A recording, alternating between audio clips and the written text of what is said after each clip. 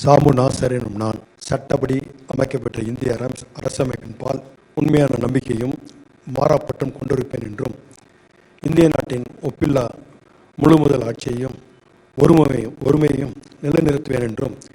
தமிழ்நாட்டு அரசின் அமைச்சராக உண்மையாகவும் உளச்சான்றின்படியும் என் கடமைகளை நிறைவேற்றேன் என்றும், அரசியலமைப்பிற்கும் சட்டத்திற்கும் இணங்க அச்சமும் ஒருதலை சார்புமின்றி வெறுப்பை விலக்கி பலதரப்பட்ட மக்கள் அனைவருக்கும் நேர்மையானது செய்வேன் என்றும் உளமாற உறுதியளிக்கின்றேன். சாமு நாசர் எனும் நான் தமிழ்நாடு அரசின் அமைச்சர் என்ற முறையில் எனது கவனத்திற்குள்ளாவதும் தெரிய வருவதுமான